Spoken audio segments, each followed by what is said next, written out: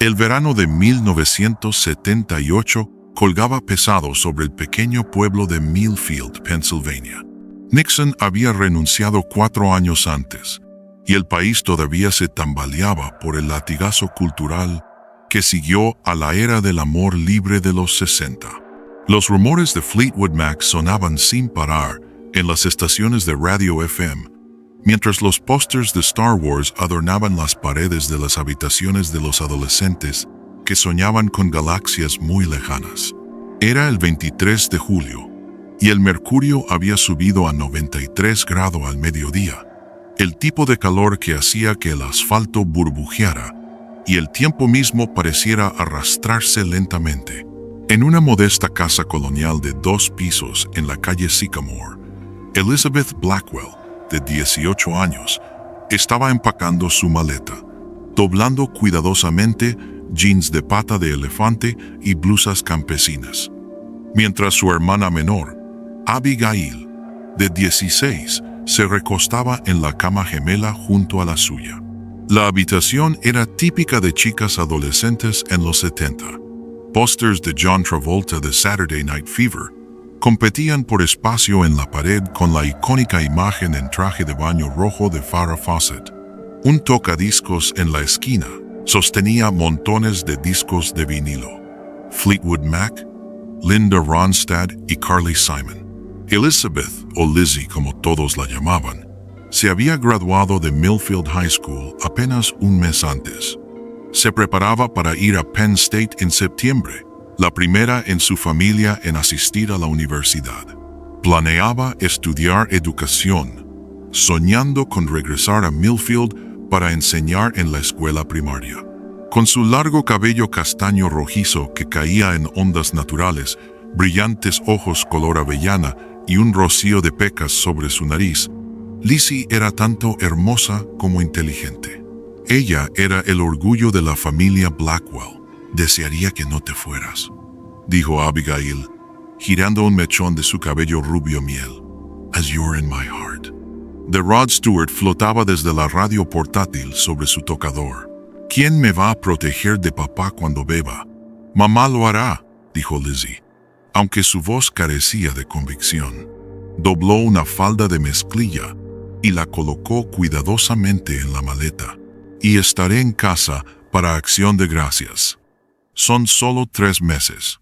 Lo que nadie sabía era que Elizabeth Blackwell nunca llegaría a la universidad. Al anochecer, ambas hermanas Blackwell desaparecerían sin dejar rastro, dejando atrás nada más que preguntas y a una comunidad sacudida hasta su núcleo. Antes de que nos adentremos en la escalofriante historia, quiero que sepas que este canal está comprometido a desenterrar las historias verdaderas más inquietantes de nuestro pasado oculto. Si eres nuevo en nuestra comunidad, asegúrate de presionar ese botón de suscribirse y hacer clic en la campana de notificaciones. De esa manera, no te perderás nuestras exploraciones semanales de los misterios más aterradores de la historia.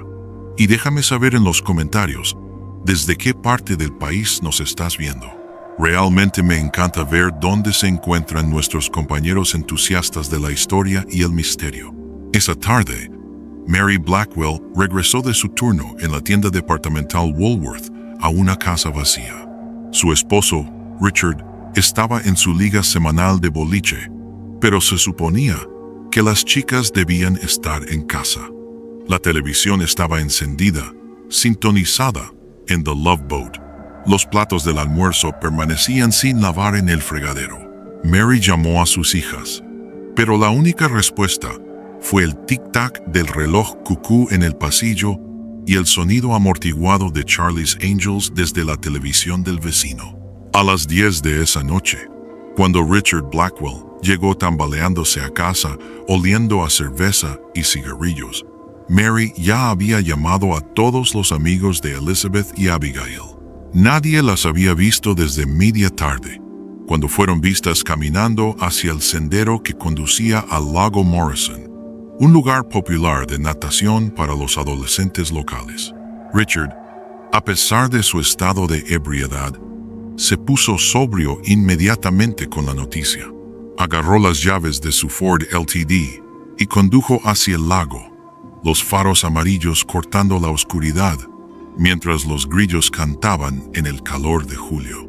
En el lago, Richard no encontró nada más que las bicicletas de las chicas encadenadas a un árbol. Sus toallas estaban extendidas en la orilla, pero no había otra señal de Elizabeth o Abigail. Un paquete a medio comer de Twinkies y 2 botellas de refresco Tab descansaban sobre una de las toallas. Richard gritó sus nombres hasta que su voz se desgastó, el sonido resonando a través de la superficie quieta del agua.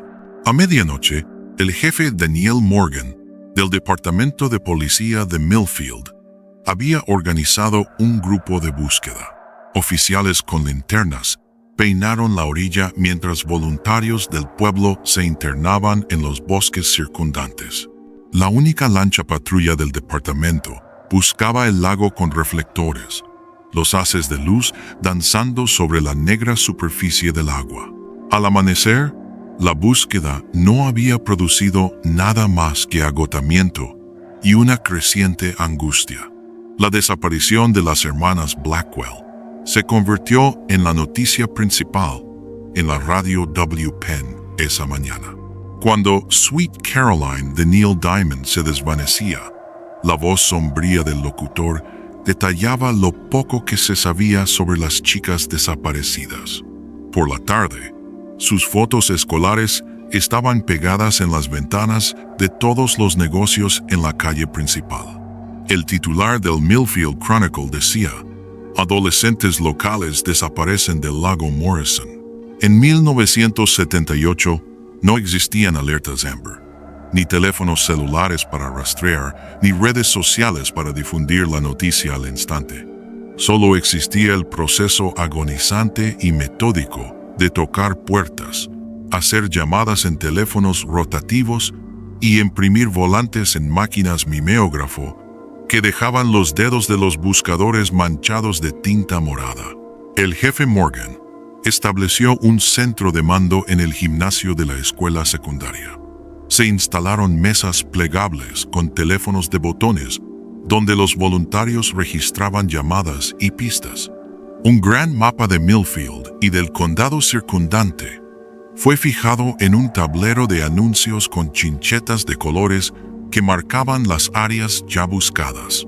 El olor a café percolando y humo de cigarrillo flotaba en el aire, mientras los residentes del pueblo se reunían para ayudar a encontrar a las chicas Blackwell.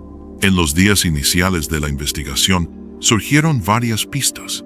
Un asistente de gasolinera reportó haber visto una camioneta de color oscuro con placas de otro estado cerca del lago alrededor del tiempo en que las chicas desaparecieron. 3 adolescentes afirmaron haber escuchado gritos que venían de la orilla norte del lago, aunque admitieron que habían estado bebiendo cerveza Coors, robada de uno de sus padres. Y la amiga de las chicas, Jessica Turner, dijo a la policía que Elizabeth había mencionado un novio secreto que era mayor y no era de por aquí. El jefe Morgan y su equipo de 4 oficiales trabajaron día y noche, verificando matrículas a través de la policía estatal, entrevistando a todos los que habían estado en el lago ese día y dragando el fondo del lago Morrison. Recolectaron la evidencia física que pudieron. Colillas de cigarrillos encontradas cerca de las toallas de las chicas, huellas de neumáticos del camino de tierra que conducía al lago y huellas dactilares de las botellas de refresco. Pero sin tecnología forense sofisticada, estas pistas no llevaron a ninguna parte. Richard y Mary Blackwell aparecieron en las noticias de la televisión local. Mary apretando un pañuelo y Richard viéndose demacrado y pálido. «Por favor», suplicó Mary, con la voz quebrada. «Si alguien sabe algo sobre nuestras chicas, por favor que se presente. Solo queremos que vuelvan a casa». A medida que los días se convirtieron en semanas, la investigación comenzó a estancarse. El FBI envió a un agente para ayudar, pero sin evidencia concreta de secuestro a través de las líneas estatales, su participación fue limitada. Videntes de tan lejos como Filadelfia llegaron al pueblo ofreciendo sus servicios a los padres desesperados. Uno afirmó que las chicas estaban siendo retenidas en una cabaña en las montañas. Otro insistió en que habían huido a California para unirse a una comuna. Ninguna de estas pistas resultó. Para el día del trabajo, cuando Elizabeth debería haberse estado mudando a su dormitorio en Penn State, las búsquedas diarias se habían reducido. El centro de mando fue desmantelado. El gimnasio volvió a su propósito original, mientras los estudiantes se preparaban para el nuevo año escolar. El caso Blackwell permaneció abierto, pero la investigación activa se redujo a un goteo de seguimientos ocasionales y revisión de la evidencia existente.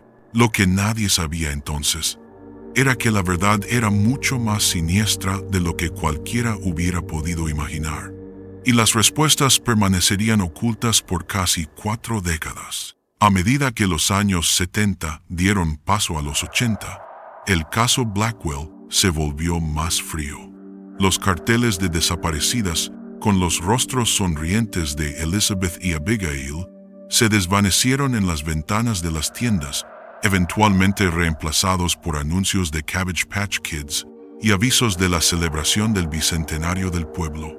El caso se convirtió en un capítulo oscuro en la historia de Millfield, una historia de advertencia que los padres contaban a sus hijos para prevenirlos de los peligros de salir solos. Mary Blackwell nunca se recuperó de la pérdida de sus hijas. Renunció a su trabajo en Woolworths y rara vez salía de la casa en la calle Sycamore. Los vecinos la veían sentada en el porche delantero, mirando vacíamente la calle como si esperara que sus chicas regresaran pedaleando en sus bicicletas. Richard Blackwell se volcó en su trabajo en la fábrica de papel, tomando turnos dobles y ofreciéndose como voluntario para horas extras. Por la noche se embriagaba hasta el olvido en la taberna de Brady, regresando tambaleante a casa, mucho después de que Mary se hubiera llorado hasta dormir. En el primer aniversario de la desaparición, Mary organizó una vigilia con velas en el lago Morrison. Casi todo el pueblo asistió, sosteniendo velas blancas que titilaban en la brisa veraniega, mientras un ministro local dirigía oraciones por las chicas desaparecidas. Al año siguiente, menos personas vinieron. Para el 5º aniversario, solo Mary, Richard y un puñado de los amigos más cercanos de las chicas estaban en la orilla, recordando. Cada año, en los cumpleaños de las chicas, Mary horneaba un pastel y ponía la mesa para 5 lugares, para ella misma, Richard, Elizabeth, Abigail y el jefe Morgan, quien fielmente venía a cenar para asegurar a los Blackwell que el caso permanecía abierto. Traía el archivo del caso, ahora guardado en una caja de cartón en el sótano de la estación de policía, y revisaba la evidencia una vez más, aunque no había nada nuevo que encontrar. A través de los años de Reagan y hacia la administración Clinton, el caso Blackwell acumuló polvo. Los oficiales que habían trabajado en la investigación original se jubilaron o se mudaron. El propio jefe Morgan falleció en 1993, llevándose consigo su conocimiento personal del caso. El nuevo jefe, un joven de Filadelfia que no tenía conexión con los eventos del 78, relegó los archivos Blackwell a los archivos junto con los registros de redadas de la prohibición y las actas de las reuniones del Consejo Municipal de décadas pasadas. Mary Blackwell murió en 2004, sin saber nunca qué pasó con sus hijas. Richard, que había sido diagnosticado con cirrosis del hígado, la siguió 6 meses después. Fueron enterrados uno al lado del otro en el cementerio de Millfield, bajo una lápida que decía «Amados padres de Elizabeth y Abigail». 2 marcadores más pequeños flanqueaban su tumba, memoriales para hijas cuyos cuerpos nunca fueron encontrados. La casa en Sycamore Street fue vendida a una joven pareja de Pittsburgh que la renovó completamente, sin saber de su trágica historia, hasta que los vecinos les contaron acerca de las chicas Blackwell. En el ático, los nuevos dueños encontraron una caja de las pertenencias de las chicas, anuarios, diarios y fotografías que Mary había preservado. Sin saber qué más hacer con estos artefactos de dolor, los donaron a la Sociedad Histórica de Millfield, donde fueron catalogados y guardados. Mientras tanto, el mundo cambió alrededor del momento congelado de la desaparición de los Blackwell. El muro de Berlín cayó. El Internet transformó la comunicación. Los teléfonos celulares reemplazaron a los teléfonos públicos. Las pruebas de ADN revolucionaron la ciencia forense.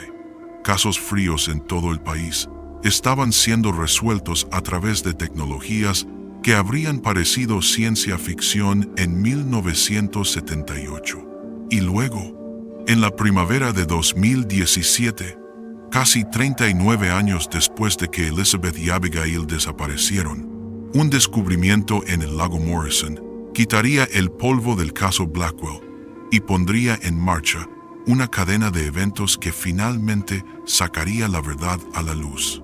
Comenzó con una sequía, la peor en la historia registrada de Pennsylvania.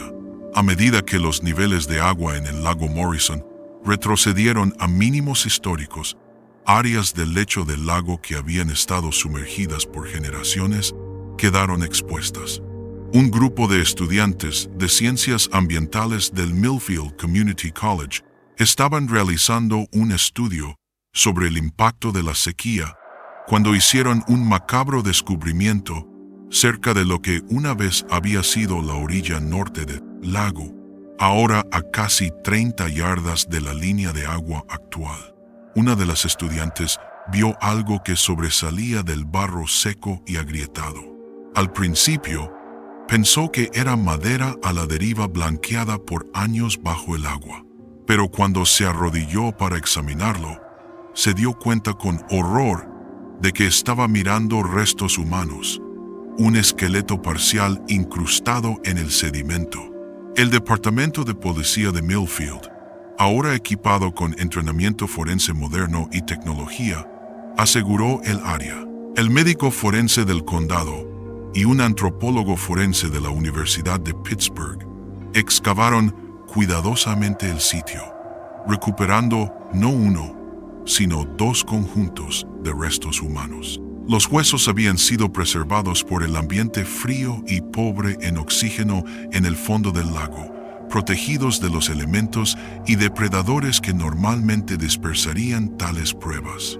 El análisis inicial indicó que los restos pertenecían a dos mujeres jóvenes, una de aproximadamente 18 años de edad, la otra ligeramente más joven. Ambas habían muerto por trauma contundente en el cráneo. El antropólogo estimó que habían estado en el lago durante varias décadas. Piedras pesadas habían sido atadas a los cuerpos con lo que parecía ser un cable eléctrico, pero a medida que el cable se deterioraba con el tiempo, los restos se habían desplazado con las corrientes del lago. La detective Samantha Riley, quien se había unido al Departamento de Policía de Millfield solo 3 años antes, fue asignada al caso. Mientras revisaba los hallazgos del médico forense, una sensación de reconocimiento comenzó a formarse. Nacida y criada en Filadelfia, Riley no tenía conexión personal con el caso Blackwell, pero recordó haber visto una exhibición en la Sociedad Histórica que mencionaba el misterio sin resolver más notorio del pueblo. Riley condujo hasta la Sociedad Histórica de Millfield, alojada en una mansión victoriana convertida en Elm Street. El curador, Harold Jenkins, era un anciano que había vivido en Millfield toda su vida.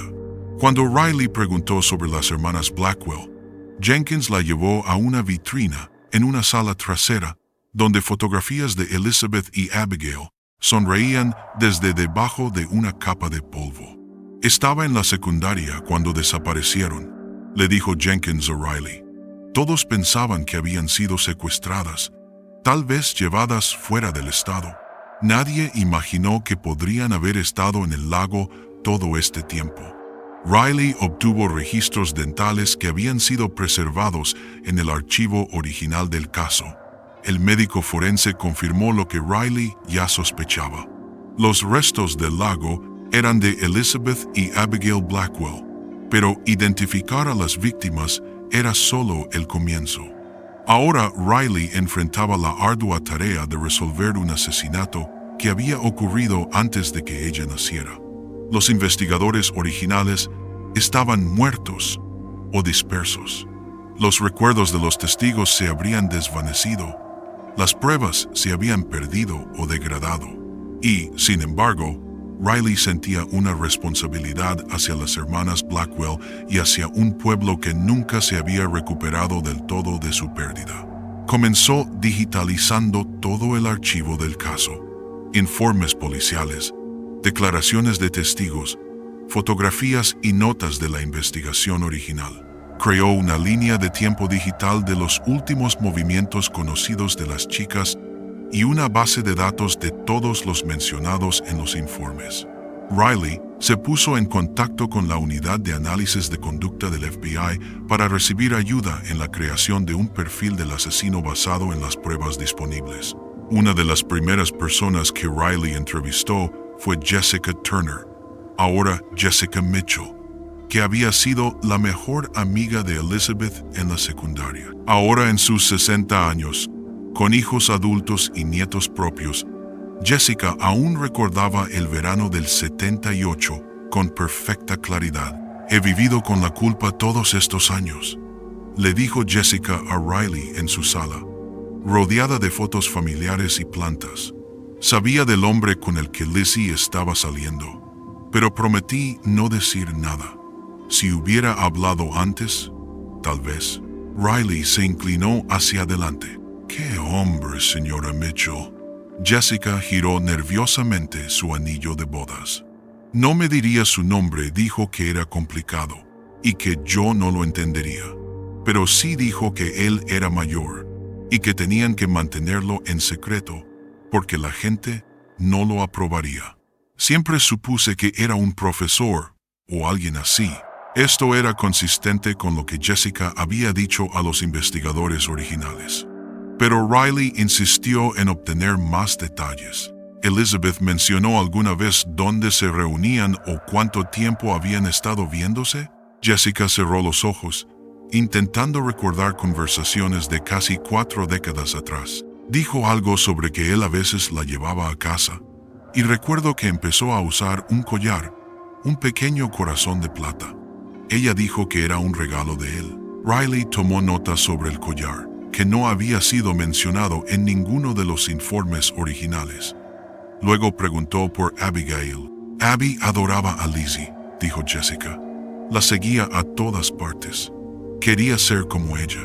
Si Lizzie tenía un novio secreto, Abby lo habría sabido».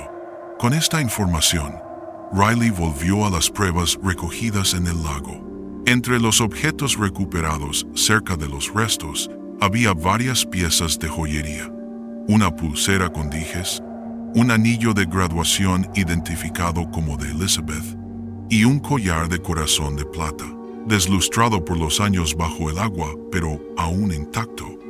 El equipo forense también había recuperado fragmentos de ropa y el cable eléctrico usado para atar las piedras a las víctimas. Las pruebas modernas de ADN podían extraer información que hubiera sido imposible detectar en 1978.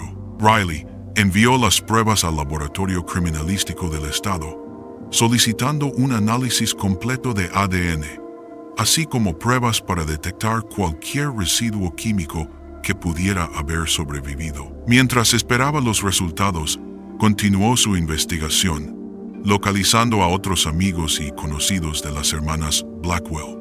La mayoría tenía poco que añadir a lo ya conocido, pero un nombre seguía apareciendo en las conversaciones: James Harper, quien había sido estudiante de último año, cuando Elizabeth era de penúltimo. Varias personas recordaban que él le había pedido a Elizabeth que fuera a la fiesta de graduación, pero ella había rechazado. Harper se había unido a la Marina después de graduarse, y según el conocimiento local, nunca había regresado a Millfield. Riley rastreó a Harper hasta un suburbio de Chicago, donde trabajaba como ingeniero eléctrico. Ahora, a finales de sus 50 años, Harper parecía genuinamente sorprendido al enterarse de que los restos de las hermanas Blackwell habían sido hallados. Confirmó que había estado interesado en Elizabeth, pero dijo que ella le había contado que estaba viendo a otra persona. Cuando Riley presionó por detalles, Harper recordó que Elizabeth había mencionado una vez que se reunía con su novio en el lugar donde trabajaba su padre. Richard Blackwell había trabajado en la planta de papel de Millfield, que había cerrado en 1996 y había sido demolida para dar lugar a un centro comercial. Riley obtuvo los registros de empleo de los archivos de la empresa, buscando a cualquier hombre que pudiera haber tenido contacto con Elizabeth. Mientras tanto, los resultados de ADN llegaron desde el laboratorio estatal. El cable eléctrico usado para atar las piedras a las víctimas contenía rastros de ADN que habían sido protegidos de la degradación por el agua del lago. El laboratorio había extraído un perfil parcial, no lo suficiente para una identificación definitiva, pero sí para compararlo con un sospechoso si surgía. El análisis químico de la ropa de las chicas reveló rastros de productos químicos de la planta de papel, específicamente los utilizados en el proceso de pulpeo. Esto sugería que habían estado en contacto con alguien o algo de la planta poco antes de su muerte. Riley estaba construyendo una teoría. Elizabeth había estado saliendo con alguien conectado a la planta de papel donde trabajaba su padre. De alguna manera, esta persona había atraído a ambas hermanas a un lugar apartado, las había asesinado y había desechado sus cuerpos en el lago. Pero ¿quién era este hombre misterioso? Y seguía vivo después de todos estos años. El gran avance vino de la fuente más inesperada: la caja de pertenencias personales que había sido donada a la sociedad histórica. Entre las pertenencias de Elizabeth estaba un diario con entradas que abarcaban de enero a julio de 1978. La última entrada estaba fechada el 22 de julio, el día antes de que las hermanas desaparecieran. A medida que Riley leía el diario, comenzó a surgir una imagen perturbadora. Elizabeth escribía sobre R y su relación secreta. Describía sentirse tanto emocionada como culpable por sus encuentros. En una entrada, escribió: R dice que podemos irnos juntos, solo los tres. Dice que puede conseguir trabajo en cualquier lugar con sus habilidades y que nadie tendría que saberlo nunca. Pero ¿qué pasa con mamá? La entrada del 22 de julio era la más reveladora. R dice que todo está arreglado para mañana en el lago. Un nuevo comienzo para todos nosotros. Abby está emocionada, pero también asustada. Le dije que sería una aventura. Era dice que una vez que nos vayamos, podremos ser una verdadera familia. No más secretos. A Riley se le heló la sangre al darse cuenta de las implicaciones de lo que estaba leyendo. Cruzó las entradas del diario con los registros laborales de la planta de papel. Richard Blackwell había trabajado en el departamento de pulpeo. La evaluación de su supervisor lo describía como hábil pero temperamental y señalaba varios incidentes de comportamiento inapropiado hacia empleadas. Un examen más detallado del archivo original del caso reveló algo que había sido pasado por alto o deliberadamente ignorado. Richard Blackwell había informado haber encontrado las bicicletas y pertenencias de las chicas en el lago, pero nadie había cuestionado cómo sabía exactamente dónde buscar, cuando había varios lugares populares de baño alrededor del lago Morrison. La imagen se volvía más clara y era más horrible de lo que cualquiera hubiera imaginado. Riley creía que Richard Blackwell había mantenido una relación inapropiada con su propia hija, Elizabeth. Cuando ella planeaba irse a la universidad, él la convenció, junto con Abigail, de encontrarse con él en el lago, posiblemente prometiéndoles huir para comenzar una nueva vida. En cambio, las asesinó a ambas y hundió sus cuerpos en el lago. Pero Riley necesitaba más que una teoría y pruebas circunstanciales. Richard Blackwell llevaba tiempo muerto. Sin embargo, si lograba probar que él había sido el asesino, podría cerrar el caso y dar algo de paz a la comunidad que había estado atormentada por el misterio durante casi 4 décadas. Solicitó una orden de exhumación de los restos de Richard Blackwell. Si el ADN de su cuerpo coincidía con el perfil parcial encontrado en el cable eléctrico, confirmaría sus sospechas. El fiscal del distrito, inicialmente reacio a perturbar una tumba basándose en una teoría, finalmente aceptó cuando Riley presentó las entradas del diario y la acumulación de pruebas circunstanciales. Mientras esperaba la aprobación y ejecución de la exhumación, Riley siguió investigando la historia de Richard Blackwell. Descubrió que en 1977, un año antes de la desaparición de sus hijas, había sido interrogado en relación con un incidente que involucraba a una empleada de 17 años en la planta de papel. La chica había afirmado que él hizo insinuaciones inapropiadas, pero no se presentaron cargos después de que Richard alegara que había sido un malentendido. Poco después, la chica y su familia se mudaron. Riley localizó a esta mujer, ahora viviendo en Arizona. En una entrevista telefónica, confirmó que Richard Blackwell había intentado iniciar una relación sexual con ella y se había vuelto amenazante cuando se negó. Me dijo que tenía relaciones especiales con sus hijas, recordó la mujer. Dijo que ellas lo entendían de maneras que otras mujeres no. Fue espeluznante, pero en aquel entonces, la gente no hablaba de ese tipo de cosas. Este testimonio corroborativo fortaleció el caso de Riley. Cuando finalmente se exhumaron los restos de Richard Blackwell, las pruebas de ADN confirmaron lo que Riley sospechaba. El material genético en el cable eléctrico era consistente con el perfil de ADN de Richard Blackwell. Además, el análisis forense de las herramientas de Richard, que habían sido preservadas entre sus pertenencias, mostró que el patrón de corte en el cable coincidía con sus pinzas de corte.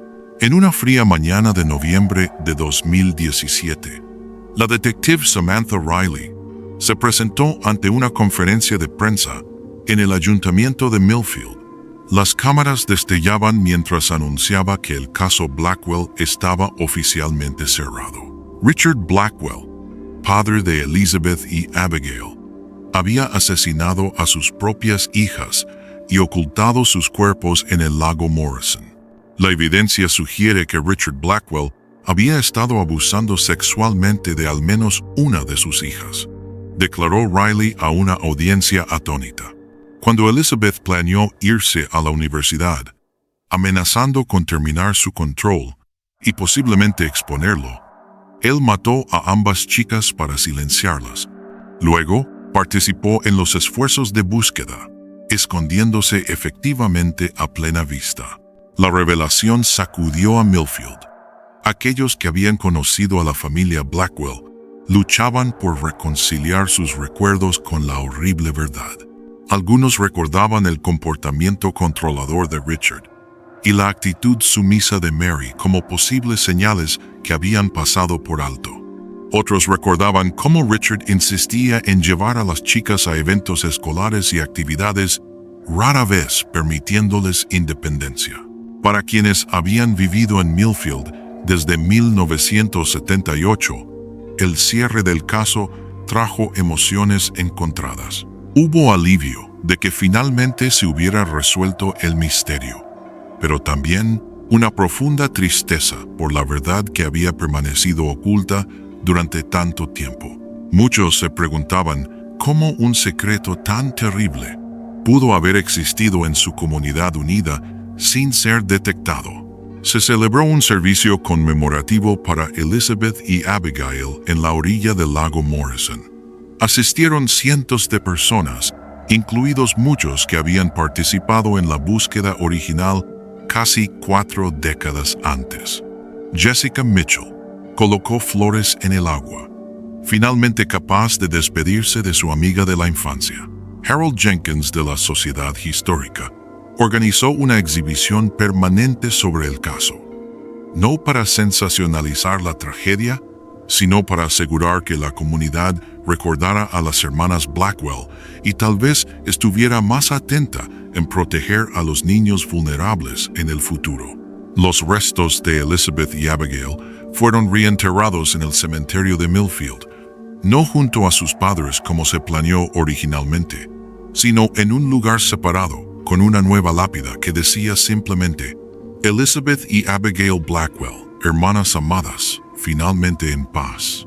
En los años posteriores a la resolución del caso Blackwell, la detective Riley se convirtió en defensora de las investigaciones de casos sin resolver y de mejores recursos para las víctimas de abuso familiar.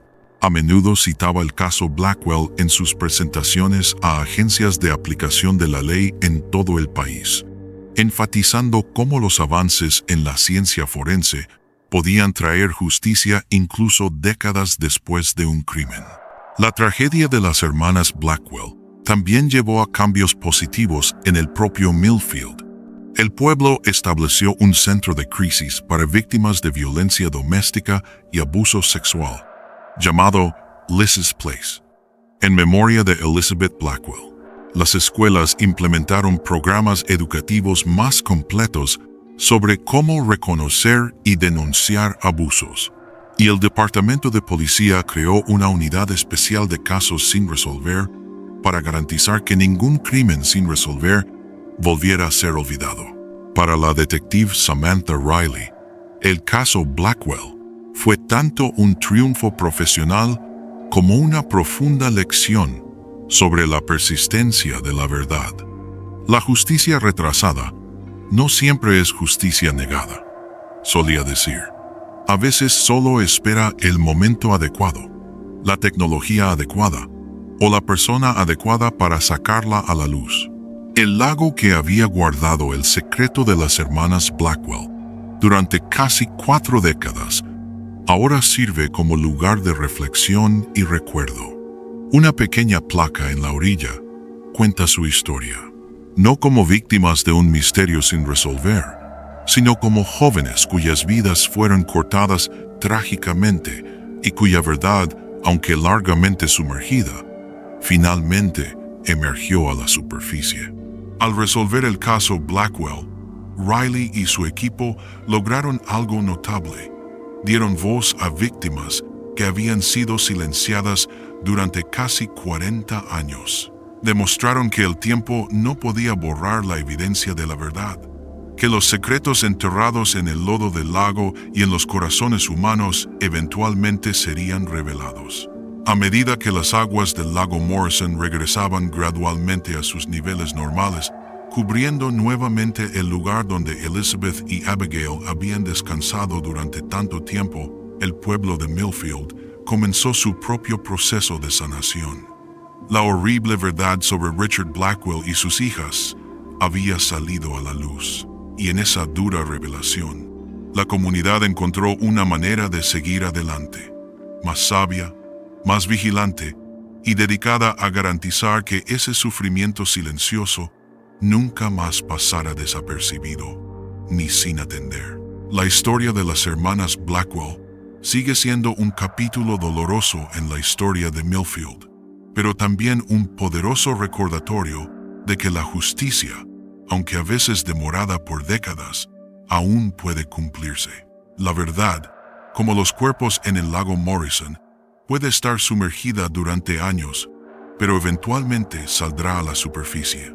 Y cuando lo hace, trae consigo la posibilidad de sanación, de cambio, y de garantizar que aquellos que alguna vez fueron olvidados, finalmente sean recordados. Al final, no fue solo la tecnología sofisticada la que resolvió el caso de Elizabeth y Abigail Blackwell.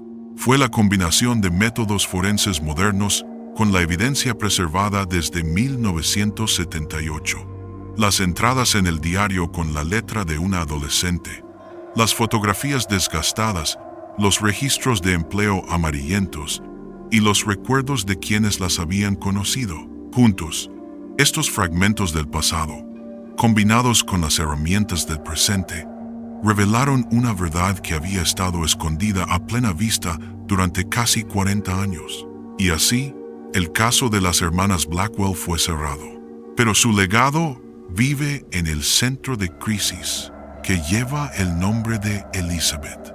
En la unidad de casos sin resolver del Departamento de Policía de Millfield, en la beca anual otorgada a un estudiante graduado que sigue una carrera en justicia criminal o trabajo social, y en los corazones de una comunidad que finalmente conoce la verdad sobre lo que ocurrió aquel caluroso día de julio de 1978. La justicia, aunque largamente retrasada, finalmente se había cumplido. La verdad, aunque dolorosa, finalmente había sido contada. Y Elizabeth y Abigail Blackwell, aunque nunca llegaron a la edad adulta, finalmente encontraron la paz.